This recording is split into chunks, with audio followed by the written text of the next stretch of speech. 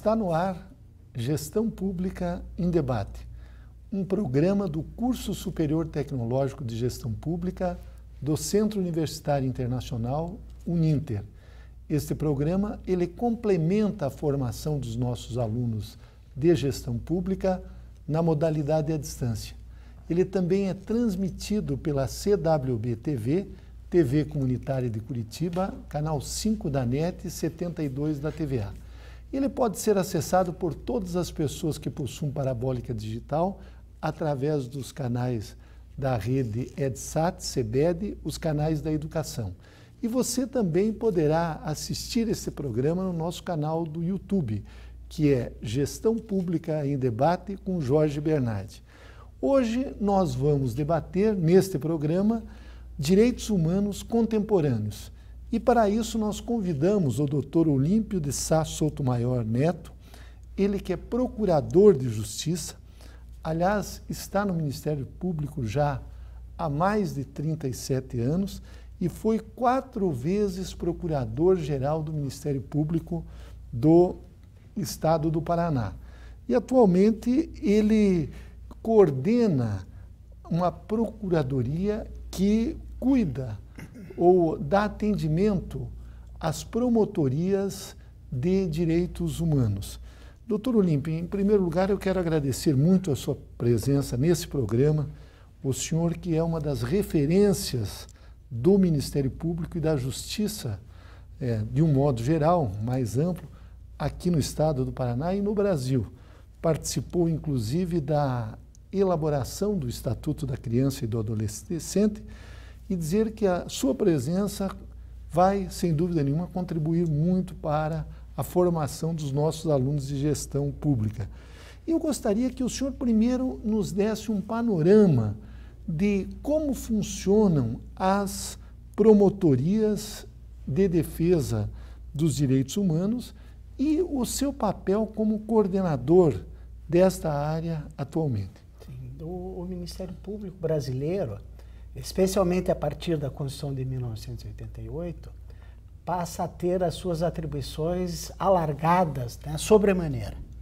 A Constituição diz agora que o Ministério Público é uma instituição permanente, essencial à função jurisdicional do Estado, a quem incumbe não só a defesa da ordem jurídica e dos interesses sociais individuais indisponíveis, mas especialmente a defesa do regime democrático. Sim. Então faz com que os membros do Ministério Público, para cumprir esse novo papel constitucional, tenham os olhos voltados para a realidade social. Eu digo que nesses 37 anos de Ministério Público, a lição mais importante que eu aprendi é no sentido de que a realidade social e a justiça devem estar presentes em todos os momentos da vida do direito. A importância do operador do direito fazer com que as promessas de cidadania que estão contempladas já no nosso ordenamento jurídico, especialmente numa Constituição que não por acaso foi denominada Constituição Cidadã, possa chegar à vida cotidiana das pessoas. Então, o grande papel do Ministério Público, né, de hoje, contemporâneo, é exatamente este papel de fazer da justiça um espaço de luta para as transformações sociais, dando preferência na sua atuação em favor daqueles que se encontram afastados da possibilidade do exercício dos direitos elementares da cidadania.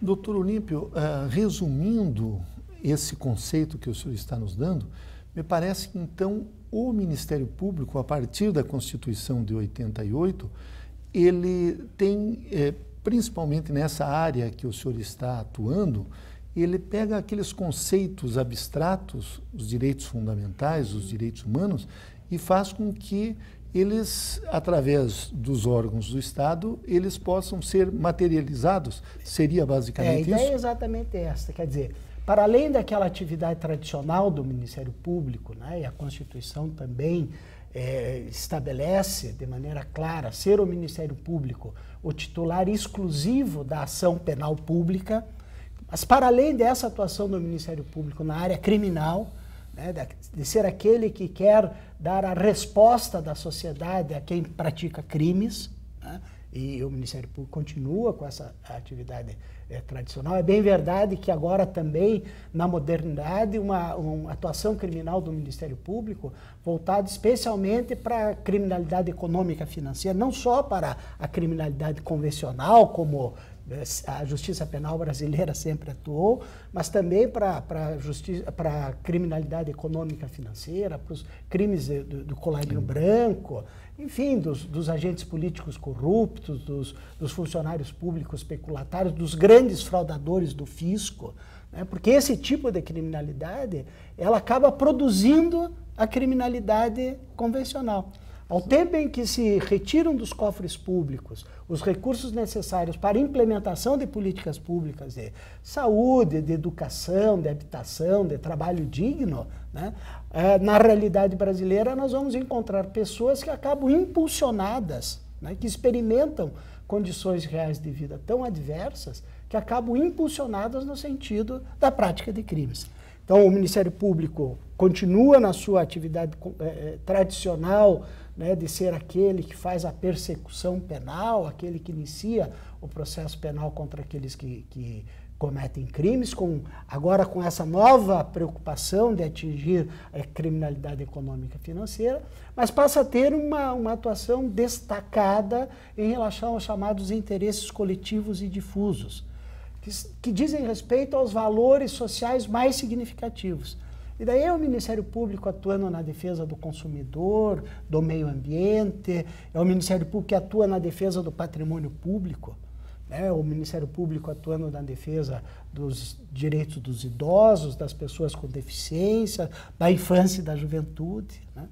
E, enfim, com essa perspectiva de que a instalação do Estado verdadeiramente democrático importa fazer com que todos possam participar dos benefícios produzidos pela sociedade.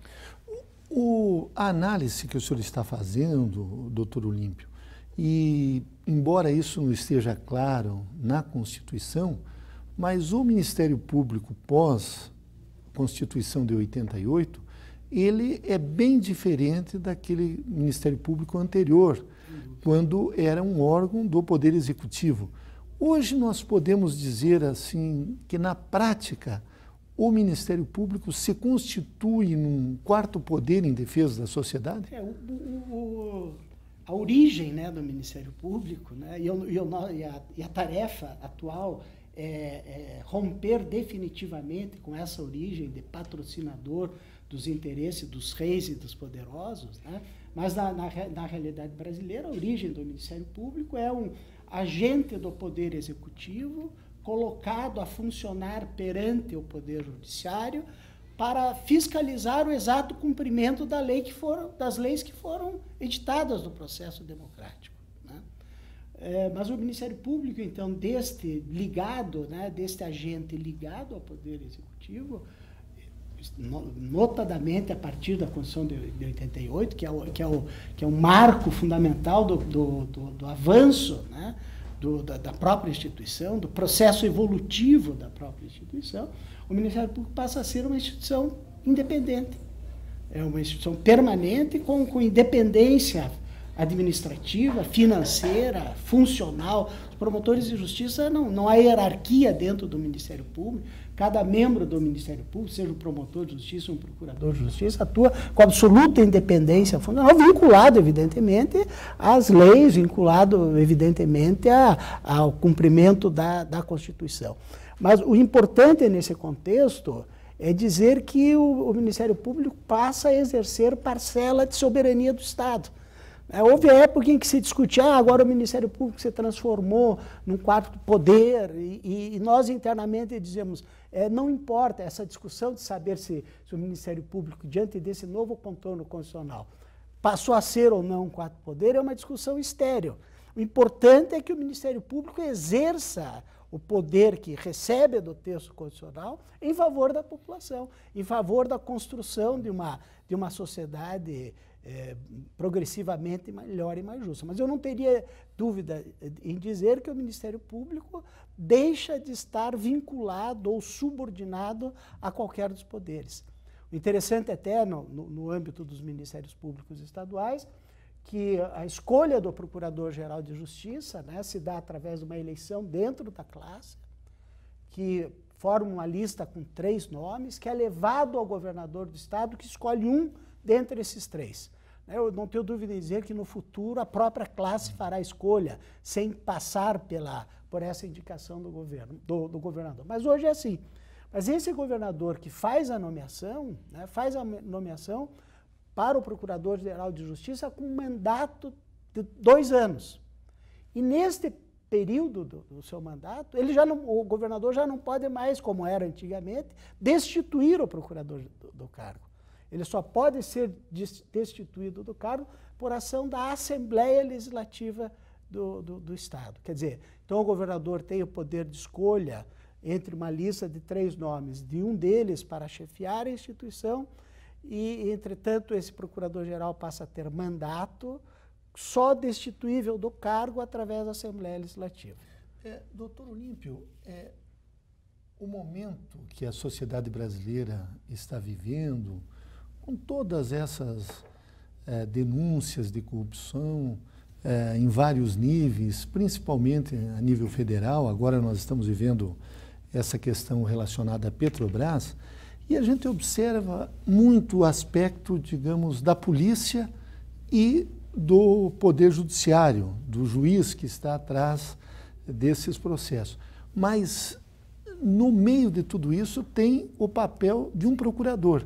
Só que há uma certa diferença entre o procurador da República com o procurador do Estado.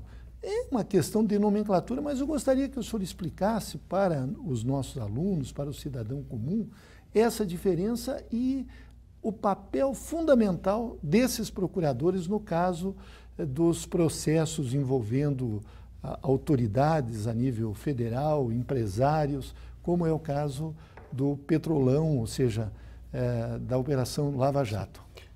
O Ministério Público,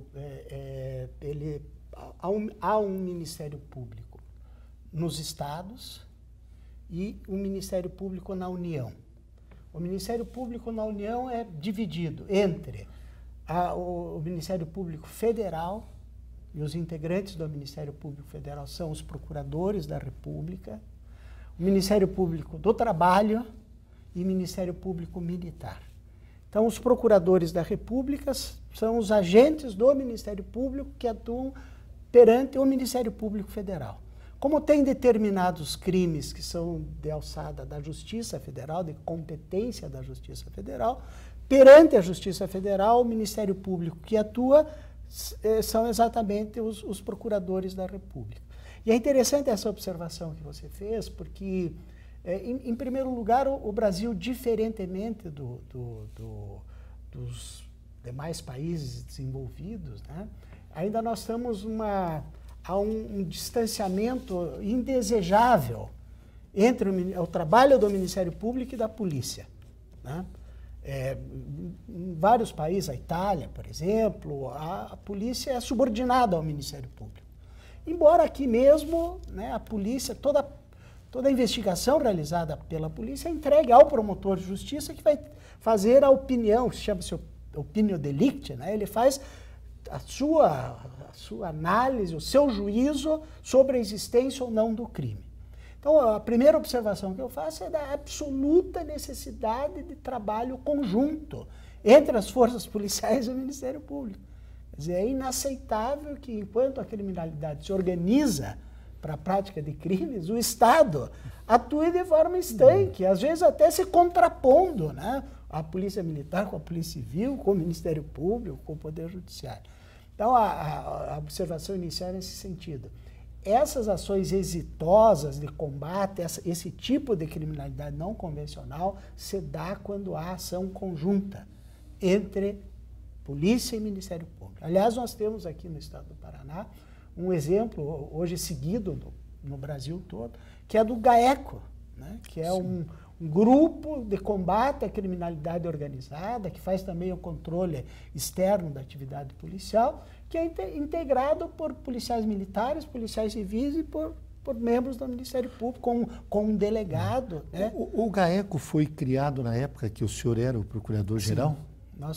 E hoje está em todo o Brasil? É uma experiência que o Brasil todo, aliás, há hoje um grupo que reúne no Grupo Nacional de Direitos Humanos, há um grupo que reúne os GAECos de todo o Brasil e realizam ações conjuntas, né, com vários estados e tal, uma experiência absolutamente exitosa. Eu digo em relação ao GAECO, não importa saber se é um delegado que tem à sua disposição um promotor de justiça para que o trabalho dele já imediatamente se transforme numa ação penal.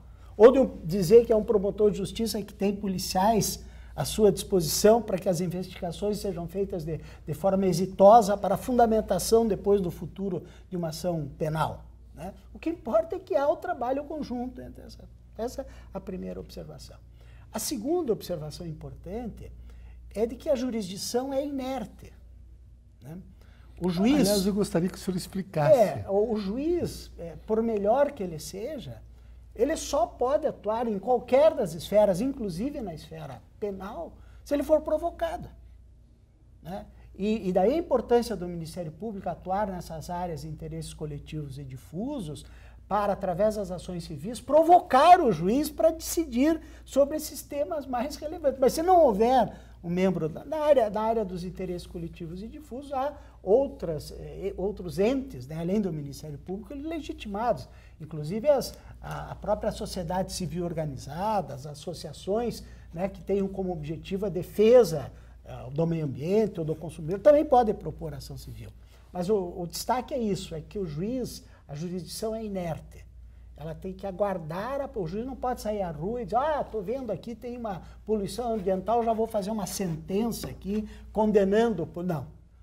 Tem que haver a provocação para que daí ele, ao final, possa dar a sentença. Então, quando nós vamos pegar o exemplo aí da Petrobras, né, da Lava Jato. É elogiável, né? O juiz federal Moro, né, merece todos os nossos encômios, os nossos elogios pela coragem, pela determinação. Mas se não fossem os procuradores da República, né, se não fosse a Polícia Federal em conjunto com o Ministério Público fazer as investigações, e o procurador, né, da República propor as medidas, oferecer as denúncias, ele não poderia fazer nada. Né? Exatamente. Então é importante, como você mesmo traz aí a reflexão, a importância de todas as instituições nesse enfrentamento. Quando se fala do mensalão, né, o Supremo Tribunal agiu adequadamente, com rigor, respondendo, né, porque a gente até destaca esses fatos, porque infelizmente na justiça brasileira a regra não é essa. São raros, de serem atingidos essas pessoas que têm o poder político, o poder econômico. Tal. Então, lá voltando ao mensalão, se não fosse o então procurador da República, o Antônio Fernando, que aliás é aqui do Paraná, né, que na época era o procurador-geral, oferecer a denúncia do caso mensalão, não teria julgamento pelo Supremo Tribunal Federal. Então, sempre destacar nesse contexto a importância do trabalho de investigação, de produção de provas pela polícia e o papel fundamental do Ministério Público, né, no oferecimento das denúncias para que esses casos possam ter uma resposta daí do Poder Judiciário. Doutor Olímpio de Sá Sotomayor Neto, procurador de Justiça, foi 4 vezes procurador-geral de Justiça aqui do Estado do Paraná. O senhor colocou um dos principais instrumentos de materialização desses direitos fundamentais, dos direitos humanos, que é a ação civil pública. Eu gostaria que o senhor explicasse para os nossos alunos o que é uma ação civil pública e a importância dela no papel do promotor e do procurador de justiça. Então, dentre as atribuições constitucionalmente previstas para o Ministério Público, se destaca exatamente a utilização do inquérito civil ou da ação civil pública para a proteção dos interesses coletivos ou difusos. Qualquer direito coletivo ou difuso, o direito ao meio ambiente sadio, o direito do consumidor, enfim, em relação aos interesses da coletividade. Primeiro, fazer uma menção breve, ainda que breve, mas importante, acerca do inquérito civil. O Ministério Público é a única instituição, embora, como eu já tenha dito, existem outras entidades legitimadas para a propositura da ação civil pública, somente o Ministério Público pode instaurar o inquérito civil.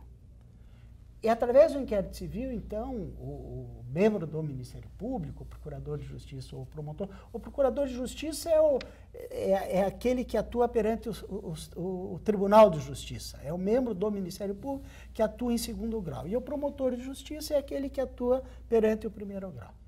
Na comarca. Na comarca, né? E na carreira, né? Ele começa como promotor substituto, daí ser promotor de instância inicial, de intermediário, final e depois procurador de justiça. O procurador de justiça atua perante os julgamentos no Tribunal de Justiça e naqueles casos em que a competência para julgamento é já do próprio Tribunal de Justiça, a competência originária do tribunal. Mas o inquérito civil tem uma importância extraordinária porque através dele o Ministério Público requisita as informações necessárias para a verificação da existência de uma violação a uma regra jurídica nesse aspecto dos interesses coletivos e difusos. E qual que é a importância? É que já tendo coletado os elementos de convicção suficiente para a conclusão de que está havendo ali uma violação, o Ministério Público pode chamar a outra parte, e eu quero depois fazer uma observação também sobre isso, e dizer, olha, está aqui já comprovado, né? Nós temos elementos suficientes para dizer que a sua empresa está praticando uma poluição ambiental, jogando detritos no rio, etc. Então, a proposta do Ministério Público é de um termo de ajustamento de conduta. Nós vamos estabelecer um prazo para que o senhor, dentro deste prazo, supere aquele ato que é danoso ao meio ambiente. Então, nessas áreas dos interesses coletivos e difusos, eu diria, sem receio de estar exagerando, de que perto de 90% dessas questões o Ministério Público resolve através do inquérito civil, sem ser necessário propor uma medida judicial. A gente sabe que a medida judicial, né, tem o seu trâmite, seu procedimento previamente estabelecido, seus ritos que devem ser obedecidos. E que às vezes demoram para o julgamento 1 ano, 2 anos, 3, 4, 5 anos. E essa composição na esfera administrativa, o Ministério Público faz às vezes em 1 mês, 2 meses e já resolve a situação. Então, o inquérito civil com essa finalidade, e se não é possível resolver então nessa esfera administrativa, o Ministério Público, então, propõe uma ação civil pública. O que a ação civil pública tem de diferente e de importante?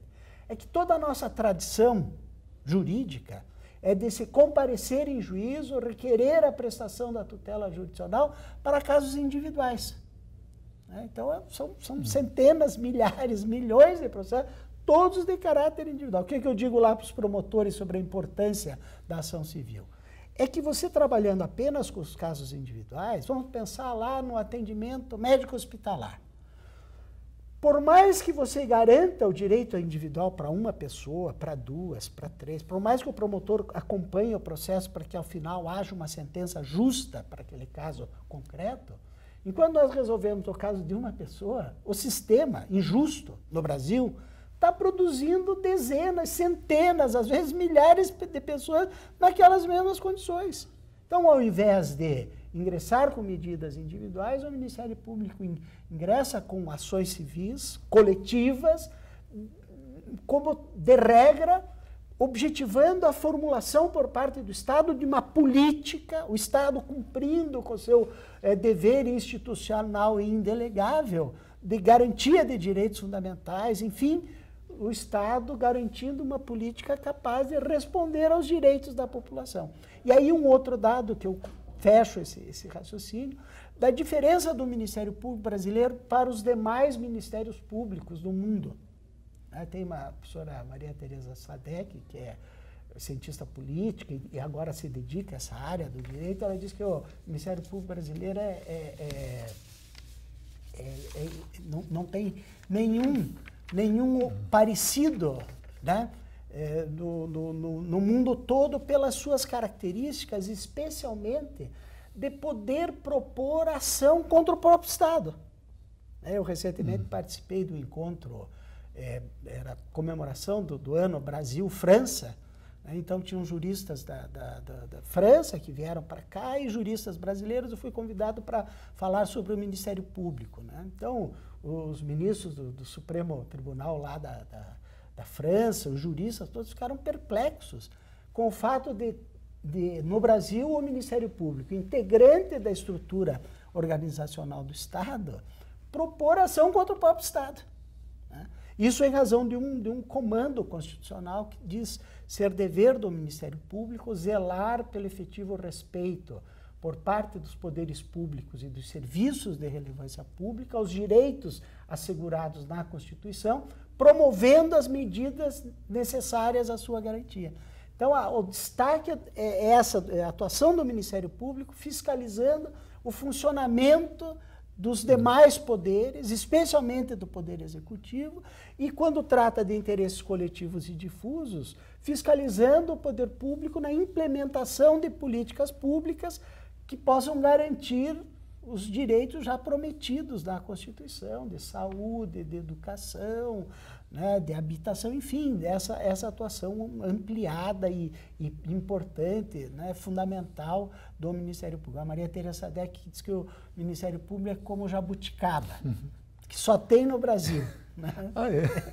Interessante. Nós estamos entrevistando o doutor Olímpio de Sá Sotomayor Neto, ele que é procurador de Justiça aqui no estado do Paraná, e nós vamos fazer agora um breve intervalo, mas retornaremos falando sobre o papel da Comissão da Verdade, esta comissão que também foi instalada aqui no estado do Paraná e teve como um dos seus membros o doutor Olímpio. Já voltamos. Se você quer fazer sucesso na sua carreira profissional, entre em cena e dê um show. Estude no Uninter, um dos maiores grupos de educação do Brasil. Com unidades presentes em todo o Brasil, o Uninter oferece cursos de graduação e pós-graduação à distância com valores que cabem no seu bolso. E uma equipe de professores, mestres e doutores com ensino de qualidade comprovada. Brilhe na sua carreira profissional. O Uninter é referência em educação. Acesse uninter.com e inscreva-se. Bem-vindos ao Grupo Educacional Uninter, uma corporação pioneira, repleta de inovações e grandes oportunidades. Com sede em Curitiba, uma das melhores cidades brasileiras, o Grupo Educacional Uninter possui 5 campi presenciais e 4 unidades corporativas. Está presente em todos os estados brasileiros. São mais de 450 polos de apoio presencial. O Grupo Educacional Uninter forma profissionais comprometidos com o crescimento e desenvolvimento social e econômico do país. Sua credibilidade está cada vez mais sendo reconhecida nacionalmente. Prova disso é a inclusão dos seus cursos do Centro Universitário Internacional Uninter no famoso Guia do Estudante da Editora Abril, que avalia as melhores instituições de ensino superior do Brasil. No Exame Nacional de Desempenho de Estudantes, o ENAD do MEC, os resultados comprovam que o Uninter proporciona formação de alto nível. É também o primeiro colocado em qualidade de educação à distância, comprovada por meio de pesquisas realizadas pela Associação Brasileira dos Estudantes de Educação à Distância. Desde a sua fundação, o objetivo principal do Grupo Educacional Uninter é formar profissionais capazes de se adequarem às contínuas necessidades do mercado competitivo. Profissionais que demonstrem um conjunto de saberes e conhecimentos provenientes de uma sólida formação técnica e científica. A educação à distância é sinônimo de flexibilidade, o que possibilita as pessoas conciliarem sua formação com o trabalho, além de contemplar a democratização da oportunidade de acesso à educação, o que propicia uma inclusão geográfica mais abrangente, levando a educação para regiões antes desprovidas. Atento a esta realidade, o Centro Universitário Internacional Uninter disponibiliza as aulas em diferentes formatos, para que mais de 150 mil alunos tenham acesso ao conteúdo de onde estiverem. O Grupo Educacional Uninter conta atualmente com uma invejável infraestrutura, com o que tem de melhor em captação e transmissão de aulas via satélite. Nosso satélite, um dos melhores do Brasil, tem cobertura com garantia de 100% de recepção em todo o território nacional, com disponibilidade de sinal de 99,9% do tempo no ar. O Grupo Educacional Uninter utiliza-se de todo esse aparato tecnológico para democratizar o acesso à educação com qualidade em todos os cantos do país. As aulas gravadas são editadas em modernas ilhas de edição e disponibilizadas no ambiente virtual de aprendizagem, principal ferramenta de interação síncrona e assíncrona entre aluno e tutor por meio de chat, fórum e rádios web. Além disso, ele pode receber os conteúdos das aulas gravadas em um kit multimídia. O envio dos materiais didáticos é realizado pela Central de Distribuição Uninter. O suporte logístico é referência no Brasil. Os materiais didáticos dos alunos são produzidos em Curitiba com o que tem de melhor em tecnologia gráfica e audiovisual. O Centro Universitário conta com um portfólio de mais de 40 cursos de graduação, mais de 90 cursos de pós-graduação nas modalidades presencial, semipresencial e à distância, além de cursos de extensão para alunos e profissionais das mais diversas áreas de atuação. Por tudo isso, o Grupo Educacional Uninter é hoje uma empresa modelo que atua com transparência e a constante busca pela inovação, qualidade e modernidade, promovendo uma capacitação científico-tecnológica eficiente. Assim, gradualmente, o Grupo Educacional Uninter transformou-se em uma marca de qualidade na prestação de serviços educacionais. Grupo Educacional Uninter. Soluções inovadoras em educação. Retornamos com Gestão Pública em Debate, um programa do Curso Superior Tecnológico de Gestão Pública do Centro Universitário Internacional, Uninter. Este programa, ele complementa a formação dos nossos alunos de gestão pública na modalidade à distância. E ele também é transmitido pela CWB TV, TV Comunitária de Curitiba, canal 5 da NET, 72 da TVA. Ele pode ser acessado por todas as pessoas que possuem parabólica digital através dos canais da rede EdSat, CBED e os canais da educação. E você também poderá assistir este programa no YouTube, em Gestão Pública em Debate com Jorge Bernardi. Hoje nós estamos debatendo os direitos humanos contemporâneos. E para isso nós convidamos o Dr. Olímpio de Sá Sotomayor Neto, ele que é procurador de Justiça. Dr. Olímpio, antes de nós passarmos para uma análise da Comissão da Verdade aqui no Estado do Paraná e toda essa visão, eu gostaria que o senhor nos esclarecesse. Nós temos dentro, digamos, do Poder Executivo as advocacias, que, por exemplo, o Estado tem a Advocacia do Estado, a Procuradoria Jurídica do Estado, a União tem a Advocacia Geral da União, e o papel desses advogados do Estado é diferente do papel do Ministério Público. Eu gostaria que o senhor fizesse um comparativo para esclarecer os nossos alunos, os nossos assinantes, dessas funções que muitas vezes o cidadão comum ele confunde. Sim. Eu acho que o importante é dizer que na advocacia é possível haver advocacia privada, os advogados, e a advocacia pública. E daí nós temos no âmbito do Estado, os procuradores do Estado, que são aqueles que representam judicialmente o Estado. Representam nos processos judiciais, mas representam também nas orientações, né? Acerca do funcionamento de toda a máquina administrativa, se pronuncia a Procuradoria-Geral do Estado acerca dos projetos de lei que o governo, que o Executivo vai encaminhar parlamento, enfim, é um conjunto de bacharéis em direito, concursados, né? Os procuradores do Estado, então, fazem a defesa do Estado. Eles são advogados que atuam do Estado. Do Estado, em defesa do Estado. O Estado é acionado, né, além da atuação na esfera administrativa, como consultores, né, de toda a máquina administrativa, comparece em juízo propondo medidas ou a favor do Estado ou fazendo a defesa do Estado. Nós temos agora também, e felizmente agora no Estado do Paraná, a Defensoria Pública. Ah, eu gostaria que o senhor falasse sobre isso também. A Defensoria Pública, cujo comando constitucional indica a atuação de prestar assistência judiciária gratuita aos necessitados.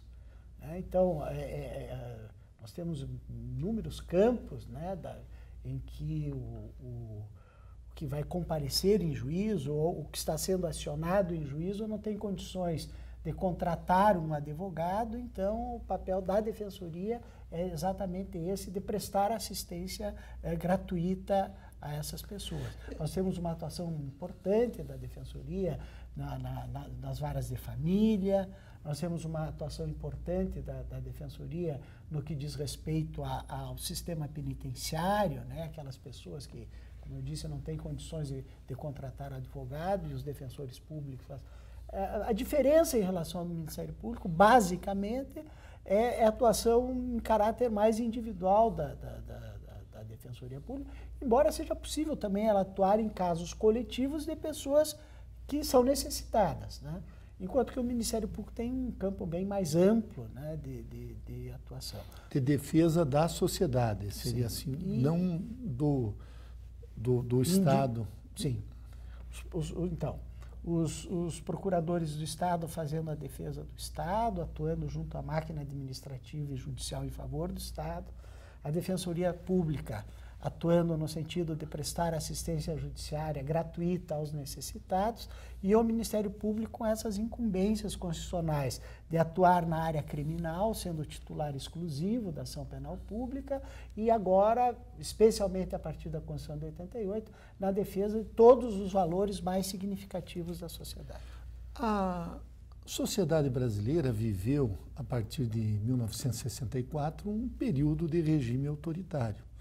E agora, recentemente, foi constituída, a nível federal e a nível dos estados, uma comissão da verdade, ou seja, para passar a limpo todo esse período histórico que vai de 1946 até a redemocratização.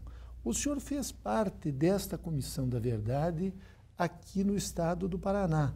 Eu vi até algumas entrevistas suas a respeito do verdadeiro genocídio que se cometeu aqui em relação aos índios.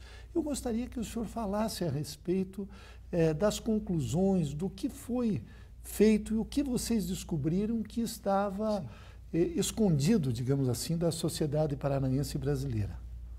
Enfim, vamos ver lá. As comissões da verdade, e não é uma experiência brasileira, né?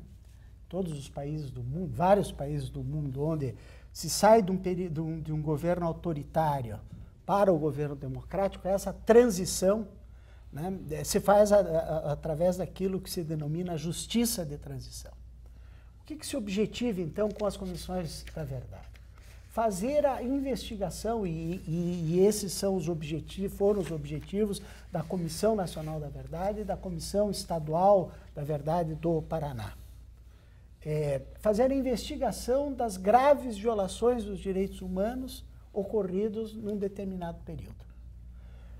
E se faz a identificação desses casos, né, se faz o resgate da história, né, uma das frases que está sempre presentes, né, quando você pensa nas comissões da verdade, é conhecer para que nunca mais aconteça, né? Você saber para não deixar que aquilo volte a acontecer. Porque especialmente no caso brasileiro, do período da ditadura militar, a partir do golpe de 64, a história é oculta, praticamente, né? Nós não temos, né?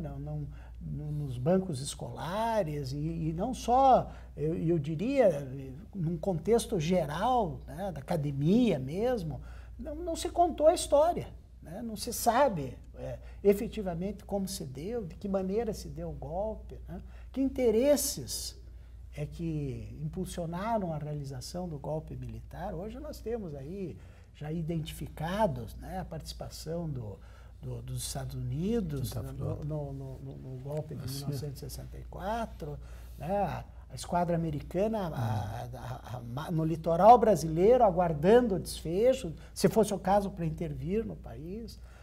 Hoje nós sabemos as forças políticas e econômicas que se mobilizaram para isso e impulsionaram os militares no sentido do golpe, né, especialmente por causa das reformas de base, que eram integrantes do programa de governo do então presidente João Goulart, né, que importaria na taxação das grandes fortunas, que começou a estabelecer regras em relação à remessa dos lucros das empresas multinacionais para o exterior, da proposta de reforma agrária, né? Todos esses interesses econômicos se mobilizam, né, sob o argumento de que, e esse era o discurso dos Estados Unidos, né, para que o Brasil não virasse um país comunista, uma nova Cuba, né? Então, a intervenção para a garantia da democracia, tal, como que nós vimos, foi exatamente ao contrário, né? Enfim, as violações dos direitos individuais, o Estado de Direito Democrático desmontado com fechamento do Congresso, com as cassações, né, de políticos, de professores, enfim, de todos aqueles que pudessem estar se manifestando contrariamente à ditadura militar. E nesse quadro todo ainda, né, as perseguições, os processos, as condenações sumárias sem direito de defesa, a tortura como prática para obter confissões e o extermínio de pessoas. Então, nós vivemos um estado... Hoje, ao se analisar os fatos históricos verdadeiros, né, ao se revisitar esses fatos, ao se fazer a investigação, nós ficamos perplexos de como é que as coisas aconteciam. É bem verdade, né, que, especialmente a partir do ato institucional número 5, enfim, se violou talvez o princípio mais elementar do Estado de Direito Democrático, que foi o estabelecer que os atos da Revolução, os atos ditos revolucionários, não poderiam ser objeto de apreciação pelo Poder Judiciário, né? Quer dizer, a regra mais elementar do Estado de Direito Democrático é dizer que qualquer ameaça ou violação de um direito determina, possibilita a intervenção do Poder Judiciário.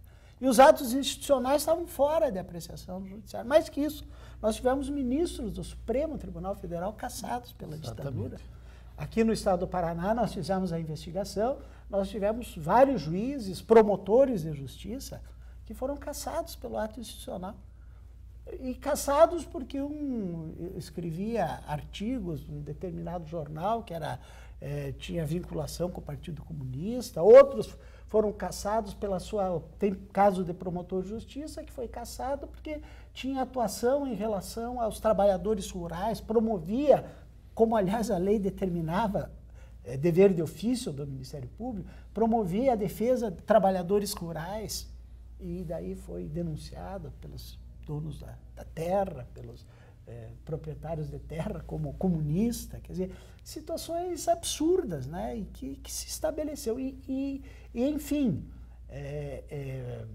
a Comissão da Verdade do Estado do Paraná serve para dizer que aqui também houve graves violações dos direitos humanos, porque sempre você tinha ideia, né, não, mas lá no Paraná as coisas não ocorreram assim. Né, o senhor até apresentou um número, e eu acho que estou no meio desse número, que foram mais de 40 mil pessoas perseguidas aqui no Paraná, naquele período. Um registro extraordinário. Nós temos casos, eu cito um por todos, né, que é o caso do chamado massacre de Medianeira, que era um agente, né, das forças de repressão, que se fazia passar por integrantes de movimento de resistência, que foi à Argentina atrás de pessoas que já haviam participado, né, de movimentos de resistência, para trazer as pessoas de volta para o Brasil, sob o argumento de que, enfim,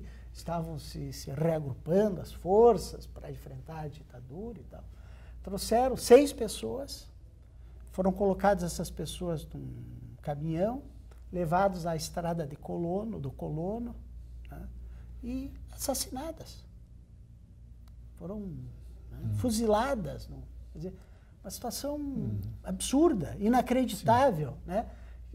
Talvez com aquela ideia porque hoje você sabe, e até não se fala mais na ditadura militar, se fala na ditadura civil-militar, né, de quantos civis, de quantos empresários que financiavam, né, os atos da ditadura. Então, essa ação específica a que eu me referi, para que se fazer isso? Talvez para dar a ideia de que seria necessário manter essas forças da repressão, continuar, né, canalizando recursos para essas pessoas, para os militares. E enfim, né, são situações que nós ouvimos pessoas torturadas. Ouvimos que à época tinha 18 anos de idade, né, torturada lá em Foz do Iguaçu. Uma situação assim, ela estava grávida, abortou, sofria choques elétricos, coisas que você fica impressionado com o grau de barbárie, né, de coisas que ocorreram, e que ocorreram no Paraná, que normalmente estava fora. Um dos aspectos que a Comissão da Verdade aqui investigou e que o senhor relatou diz respeito aos índios Chetás, que é uma tribo que tem mais... Só aqui no Paraná haviam esses índios. Sim. E parece que eles foram exterminados também. Eu gostaria até que o senhor... Aqui esse já é num período anterior a 64, a ditadura. Nós conseguimos fazer a investigação de um acordo, à época realizado, entre o governo do Estado do Paraná, a União e a FUNAI, que importou na diminuição do tamanho da terra das comunidades indígenas. Em alguns lugares, a diminuição da terra, né, o que produziu daí o deslocamento de índios para uma mesma reserva. Quer dizer, aqui no Paraná nós fizemos, e a FUNAI concordou com isso, fizemos por colocar no mesmo espaço guaranis e caigangues. Que são adversários. Que são culturas completamente diferentes, que não, né, quer dizer, enfim, foi feito isso em razão da diminuição dos territórios, né? E especialmente dos índios Chetá. O que ocorreu da região de Umuarama é que desapareceram.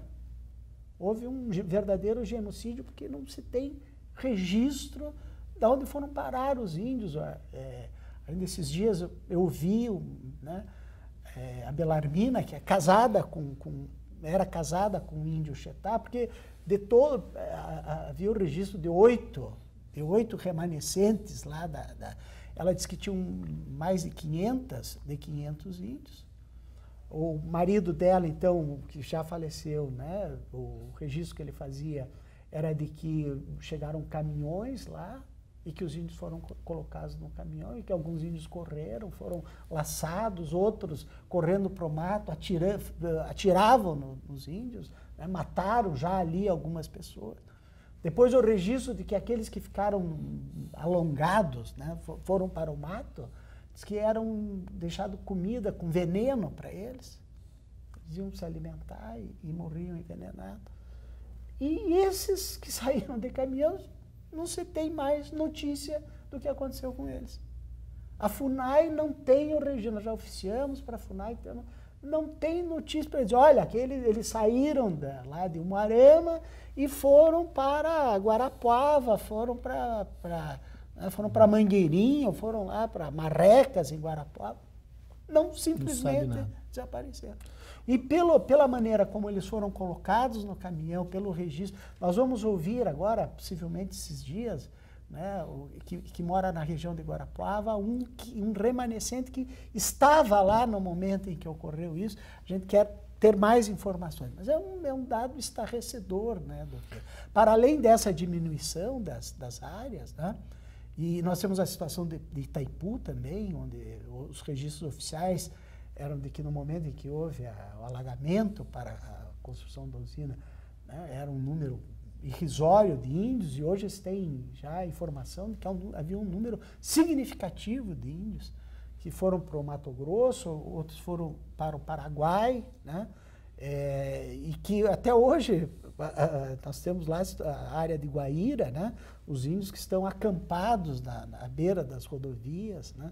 Uma antropóloga que fez uma tese, o título da tese é Da Terra dos Índios aos Índios Sem Terra, né? Que se encaixa, né, exatamente a situação aqui do Paraná, enfim, com o genocídio do Ixetá, com esse problema lá da região lá de Guaíra, de Foz do Iguaçu, enfim, né, tem coisas que nós não tínhamos os registros.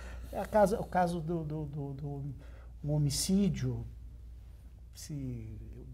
oficialmente culposo, e que a gente imagina que tem fatos dolosos, criminosos envolvendo, que é do índio, do líder cretano, lá de Mangueirinha. Quer dizer, então, uma história que nós ainda vamos aprofundar mais um pouco a investigação para poder contar para o Estado do Paraná.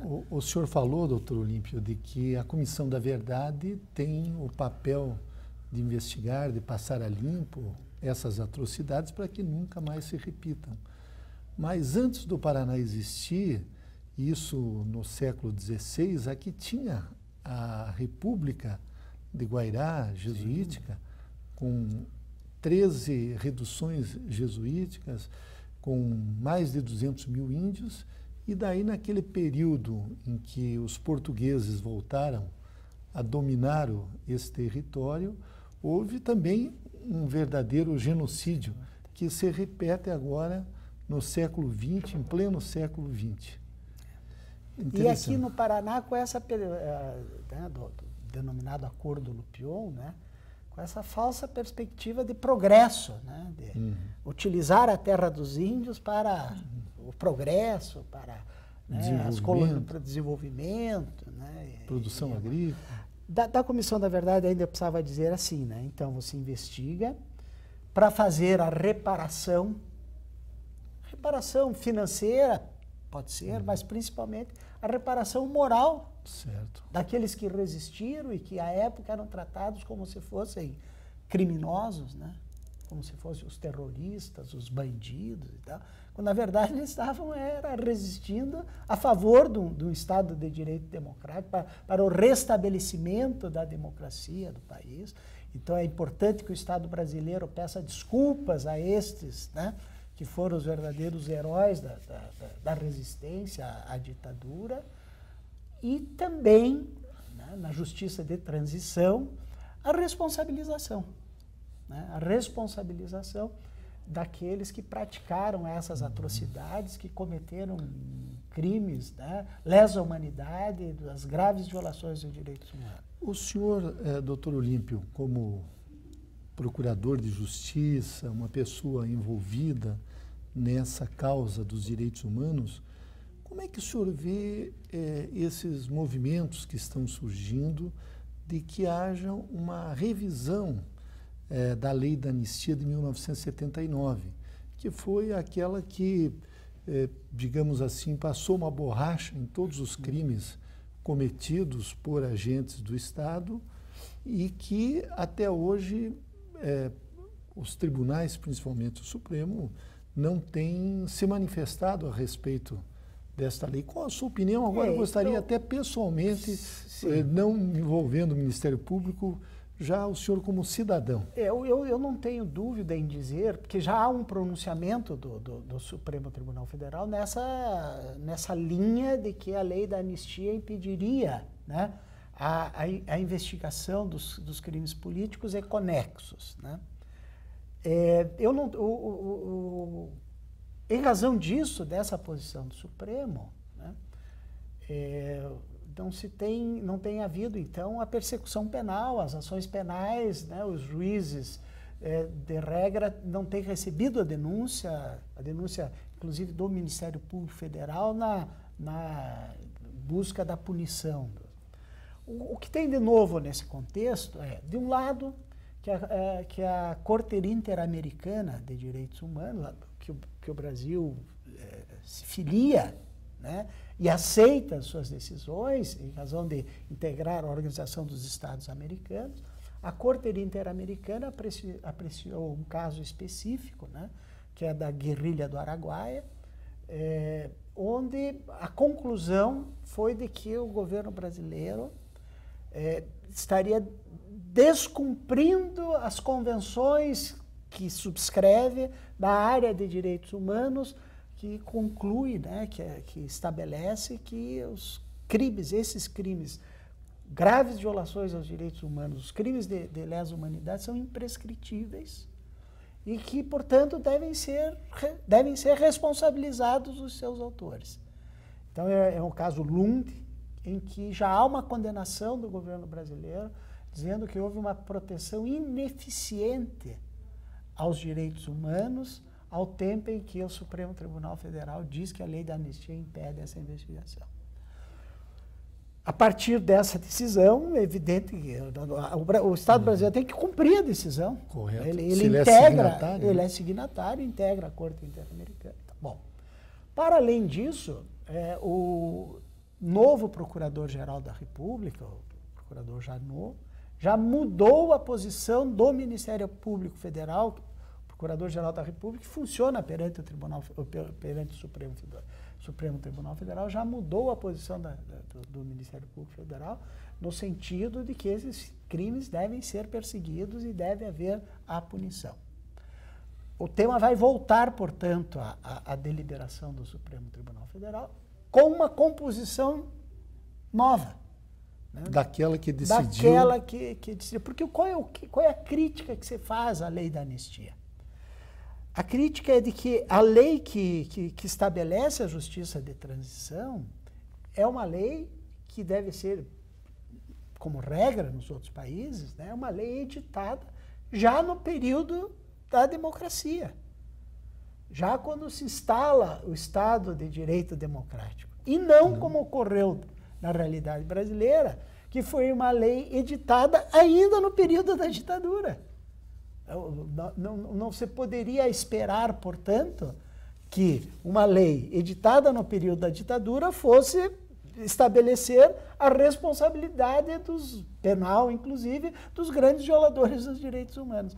E que, por isso, ela não tem validade, até porque se chama, como nós tratamos das inconstitucionalidades, também se trata da inconvencionalidade, quer dizer, é uma lei que contraria as convenções de direitos humanos que o Brasil subscreve. É um tema que está em aberto. Eu acredito que, tal qual ocorreu na Argentina, no Chile e em outros países, que esses que estão aí ainda, né, declarando que torturaram, que mataram e que, portanto, são o símbolo da impunidade, né, com o pior dos exemplos para um Estado de direito democrático, que esses ainda serão responsabilizados pelos crimes que praticaram. Nós entrevistamos nesse programa de Gestão Pública em Debate o Dr. Olímpio de Sá Sotomayor Neto, ele que é Procurador de Justiça, e o tema foi Direitos Humanos Contemporâneos. Dr. Olímpio, eu quero agradecer muito a sua presença nesse programa e dizer que o senhor contribuiu de uma maneira muito especial na formação dos nossos alunos. Muito obrigado, doutor Olímpio. A satisfação foi toda minha. Eu lamento que eu acabei deixando de falar sobre aquilo que eu acho mais importante, que é a área da infância e da juventude. Mas faremos um outro programa sobre isso. Eu tenho a crença sincera de que nós não construiremos uma sociedade melhor, mais justa, se continuarmos perdendo gerações e gerações de crianças e adolescentes para a subcidadania, para a exclusão social, para a opressão, para, enfim, a perspectiva de que a gente possa implementar o que está na Constituição e no Estatuto da Criança e do Adolescente para a construção de uma sociedade melhor a partir das nossas crianças e adolescentes. Muito obrigado.